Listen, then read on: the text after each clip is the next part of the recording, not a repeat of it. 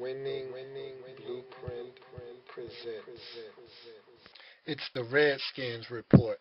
So it's everything Redskins and anything of the sort. That's right, there's nothing here to hide. Skins colors are so bold, man, I wear 'em with pride. So get this Skins Report. Recap of Sunday's game and anything of the sort. Whether it's losses or wins, it's all skins. Come get it. I'm holding down the fort. You know why? 'Cause it's the Redskins Report. Man, can't nobody tell me that, man. I've been watching Redskins football since I was 3.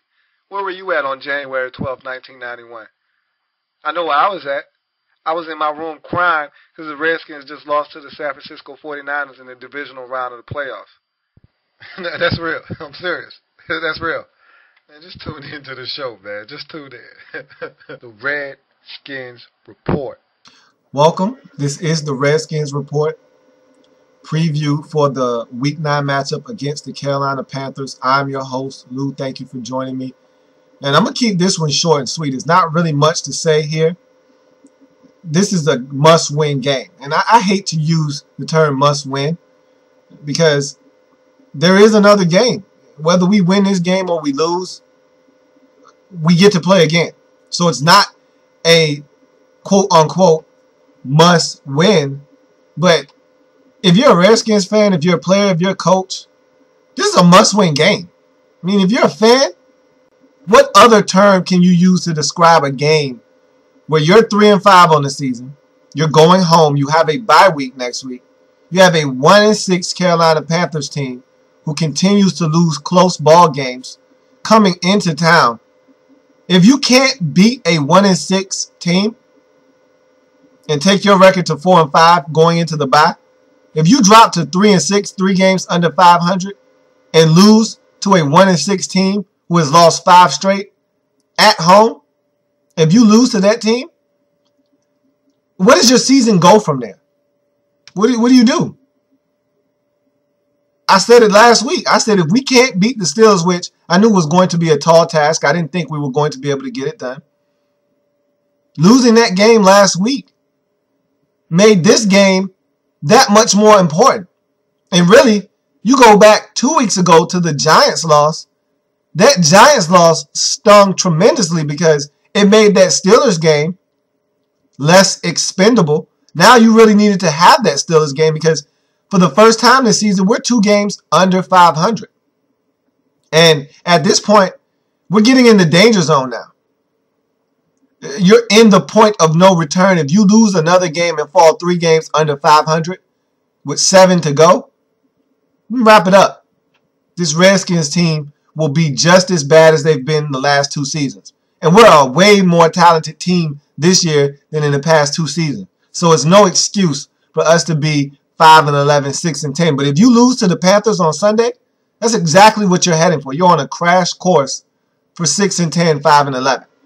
Now, the Redskins, in my opinion, are an 8-8, 7-9, 9-7 football team. So you're an 8-8 ball club with a plus or minus of 1.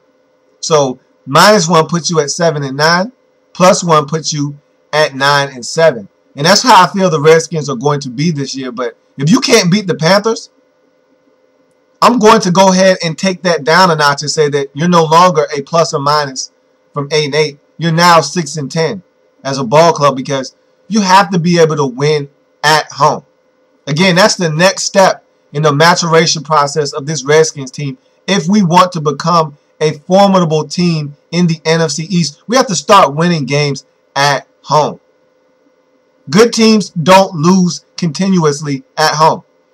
We got off the snide the last time we were at FedEx Field against the Minnesota Vikings. We have to find a way to win again at home. And look, this Panthers team is struggling. Their offense right now is not in sync. They played a much better game a week ago against the Chicago Bears, and it just fell short. They were leading most of that game. They self-destructed in a matter of about 3 minutes and went from winning that football game by about 11 or 12 points to trailing by 2 or 3 points in the blink of an eye. They gave up a touchdown, threw a pick 6 on the next possession, and boom, just like that, they're trailing in a game that they had been leading. They had command of for the most part. And so this Carolina Panthers team They're finding ways to lose. They had the Falcons on the ropes, let them get away. They had the Chicago Bears on the ropes, let them get away. They had the Dallas Cowboys on the ropes, let them get away. This is a team that easily, if they knew how to close, if they knew how to finish, could be 4-3 right now, could be 5-2 right now. But they're not. They're 1-6. You are what your record states you are. And they're a 1-6 ball club. They're not a good football team. We need to continue to help them lose football games. If they want to lose games, let's help them lose football games. Let's add another loss to the right-hand column for the Carolina Panthers. We can't afford to drop another game in the standings. And if we want any shot of making the playoffs, any hope of making games in December and January matter, then we need to win this football game. Now, what was apparent to me last week against the Steelers, and I really tried to stay away from guys who aren't playing because it doesn't make any sense to harp on guys who aren't going to perform for you on Sunday.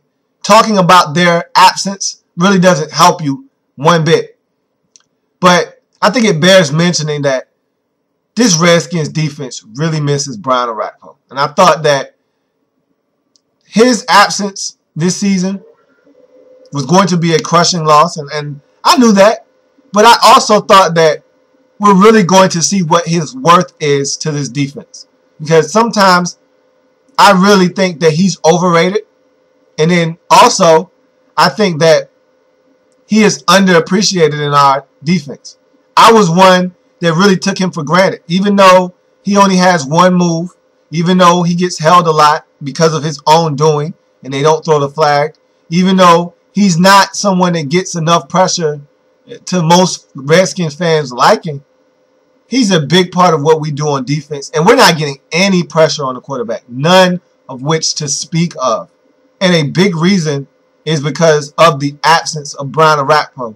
Another thing that I noticed last week is coming into this season, I was so excited about this receiving corps. I felt like we had one of the better receiving corps in the National Football League. And yeah, I'm a Redskins fan, so of course I'm going to say that. And yeah, I'm a little biased, of course. But I felt like this was the best receiving corps we've had in DC in a long time. We really put together a good group of receivers, and I thought we were actually athletic, had some speed, and we were going to really light it up this season with the amount of athleticism we were going to be able to put on the field at once and the amount of speed that we finally had at the receiver position. That's one thing we have lacked at the receiver position for many years is speed. One thing you can't account for, the one thing you can't coach is speed. And we actually had it this year, or at least I thought so. The loss of Pierre Garçon for all of these games, and I was like, the one position that we can afford to have someone miss games at is receiver. I feel like we can go 4 or 5 deep. Pierre Garçon's absence won't be that big of an issue. And the reason I felt that way is because in that Saints game when he went down, Aldrick Robinson stepped in and had a stellar game. I felt like Leonard Hankerson, Josh Morgan, Aldrick Robinson, you sprinkle in a little Desmond Briscoe. Hey, we got receivers for days. We're fine at receiver. I had no idea that the Redskins, for some reason, would not want to put Aldrick Robinson in the game. It seems like after that concussion, and they've been really scaling back the amount of snaps he's been getting in games. And maybe it is the fact that he's just not picking up the playbook as fast as they would like. I don't know what the reasoning is, but they need to put Aldrick Robinson in the game more often. He's a playmaker. He's athletic. I want to see him get the football more. We don't have a lot of speed at receiver without Pierre Garçon being out there. And it was evident last week. And it's just frustrating, you know, with the loss of Fred Davis now.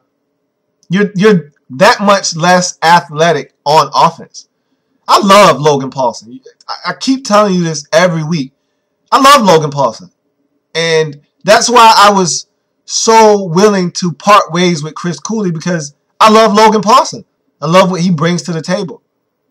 But Logan Paulson streaking down the field on a wide open wheel route or a wide open cross the field throwback pass, which Robert Griffin III needs to hit.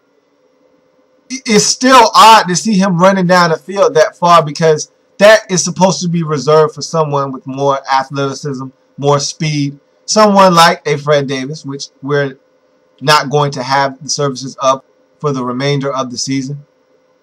So you want to see Niles Paul running that route. And we have to start finding ways to include Niles Paul in this offense. I think he's got to step up now with the absence of Fred Davis.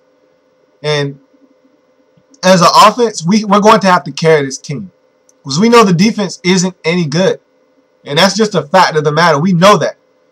We don't even have to go into the game wondering, is the defense going to step up? We know the defense isn't going to step up. So go ahead and get that out of your mind right now. If you want to win, if you're the Redskins and you want to win football games, go ahead and just score 30. Off the top, just start out the game knowing you have to score 30 to win. Because the defense is going to give up 24 or 27 points. Just about every week. Yeah, they'll have some games where they only give up 20, they'll only give up 23, maybe they'll give up 17. But for the most part, they're going to give up 24 or 27 points every single week, if not more. So you have to come into every single game thinking we need to score 30 plus to get the job done. And then my message to the defense, if you're going to be horrendous and an atrocity this season, continue to get turnovers. That's the one thing you can continue to do to help this offense out. If you're going to continue to give up yardage, you're going to give up points, and you're going to give up leads, at least get turnovers. Help the offense out somewhat. Make fields shorter. Score points on defense if you can, like you've done earlier in the season. But continue to get turnovers. You didn't do that last week. That's why we didn't have a chance in the game. Because not only did you give up yardage, not only did you give up points, but you didn't get any turnovers. So if you're going to continue to be as porous as you've been this season, at least get turnovers. That's the one thing that can be the great equalizer for this Redskins team. If you're going to be porous and terrible and not be able to get stops and not be able to get off the field on third down and not be able to stop teams from getting in the end zone, the least you can do is get some turnovers. Be a very timely and disruptive and playmaking defense, at least. Do that, which is something that you've done for the most part this season. Didn't do it last week, and that's why for the first time all season we didn't have a chance in the fourth quarter. And that was by far the most disappointing game this season. Not even close. Hands down, that was a very frustrating game. We were really never in that football game. And it never felt like we were going to climb back into that football game. That was a very hopeless game. I hope to not have any more games like the one we saw last week against the Steelers. So the big key here for the Redskins is you got to limit what Cam Newton is able to do in this game. Keep him in a pocket. We see that he really doesn't want to run this season. If it's not a called run by design, he wants to stay in a pocket and throw. So make him stay in a pocket and throw. Also, he's a guy that if you get pressure on him, he'll go down. He's not one of these big physical quarterbacks that is just extremely hard to bring down. If you get a clear shot on Cam Newton, you can bring him down. And if you get pressure on Cam Newton, you can force turnovers. That's any quarterback in the National Football League. Cam Newton is not immune to that. If you get pressure on him, you can get mistakes out of Cam Newton. And that's what we need to do, which we haven't done in the last few weeks. And I don't see why we would just be able to turn it up and get pressure on Cam Newton. So my message to the defense is stop the run. Last week, we were terrible at stopping the run. I go into every game saying the one thing I don't have to worry about for my defense is stopping the run. Because we stopped the run. Well, I was wrong last week. That was very disappointing.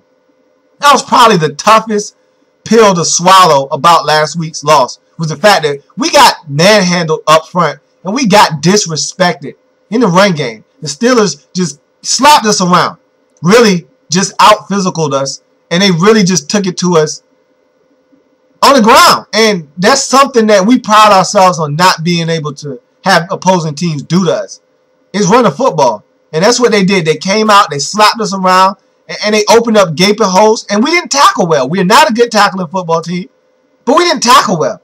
And yeah, it was slippery. I don't care. We have to be a better tackling football team. That was a poor showing of defense. That was a poor showing of tackling. And we got to get into our run fits better. We're not a team that gets gashed on the ground. I don't want to make that a bad habit. We already have enough deficiencies on defense. Don't need to start creating more by giving up yardage on the ground. That's something we've been pretty solid at all season long. We had 2 bad games defending the run. The Rams game and now the Steelers game. Let's not make this a habit of something that we can't contain. We're a team that stops the run. Let's continue to stop the run. And let's put last week's performance behind us. We have to get back to stopping the run. This Panthers team is not a great rushing team. They should be. They have all the backs to be able to do it. They have Jonathan Stewart, D'Angelo Williams, and they have Mike Tolbert. They should be able to pound teams into the ground, but they don't. So don't let them come into FedEx Field and make an example out of us. We don't need to be a team that allows them to start running the football successfully. They haven't been doing it in the past. Let's not let them start on Sunday. We have to be more aggressive up front. Fit into our run fits and make sound tackles when you get a ball carrier in your sights. You get your hands on the guy, he needs to go down. We can't afford to have guys running through arm tackles. That was very disappointing last week. I was so appalled at the run defense last week. Hell, I know we're going to be passed on. That's a given. So I'm not surprised. I'm not disappointed by us getting thrown on all game long. That's what we do. We don't defend the pass well. But I go into the game expecting to stop the run. So when it doesn't happen, yeah, that is very frustrating. So we must stop the run. Make Cam Newton beat us. I don't think he can. Make him do it. If he does it, and he just does it off of us not making mistakes, him just making good plays, then I tip my cap to you. Then we just say, hey, we got beat by a team that's better than us because we're not a good football team, if that were to occur. But it shouldn't occur because they're not a better football team than us. We're at home. We're the better team. We have the better quarterback. We have the better running back. Let's go get a W. This is a big one because if you want the rest of the season to really be down the drain, then you would lose this football game. I mean, there's really no hope if you lose this football game. This would be a loss of epic proportions within the scheme and the frame of this season. Had we been 5-3 at this point, then this game doesn't mean as much. Hell, if we're 4-4 coming into this game doesn't mean as much. Of course, you still want to win it. But we're in the danger zone now. We're 2 games under 500. The first time we've been 2 games under 500 this season. You drop to 3 games under 500 after 10 weeks of football, you're in some trouble. Because we don't play next week. So we would be 3 games under 500 after 10 weeks of football. You're in trouble. So let's make this game count. I feel like our offense is still one of the best in the league. Last week was an anomaly. We had a bad game. We had a lot of drops. We weren't sound in our technique. We did not execute well. We missed some open receivers. Robert Griffin III was not his sharpest. And so everyone was to blame for last week's debacle. Coaching staff, I didn't think they called a particularly good game. I think that was their worst week of play calling, maybe outside of the Atlanta game, where they just abandoned everything that made us who we are to this point.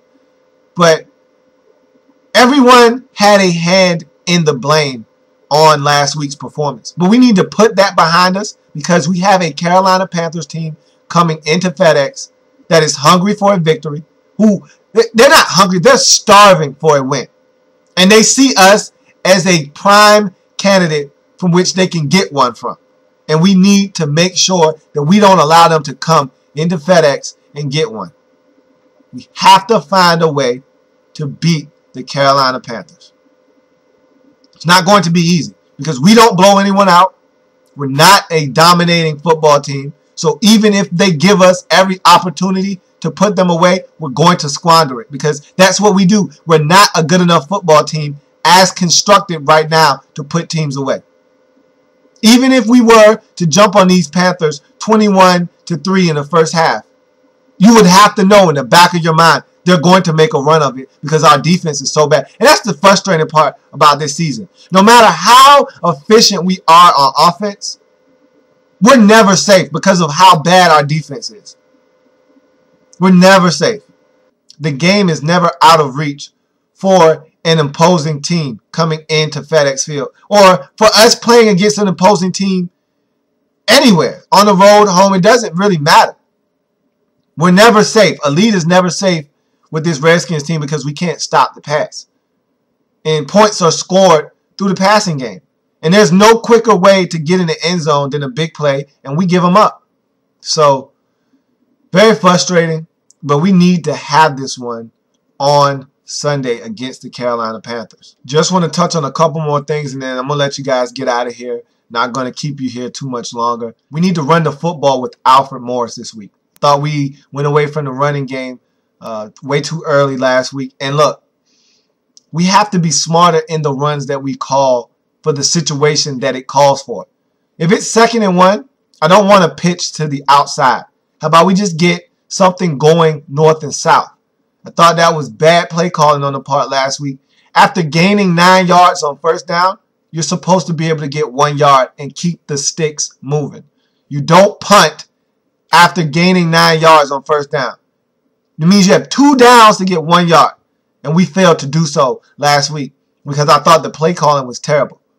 You don't run. First of all, I hate running to the short side of the field. I never can understand what the logic is there. Unless you just want to run to your strong side, which our left side is our strong side. But still, I don't understand the logic of running to the short side of the field. It's not a lot of space, very congested.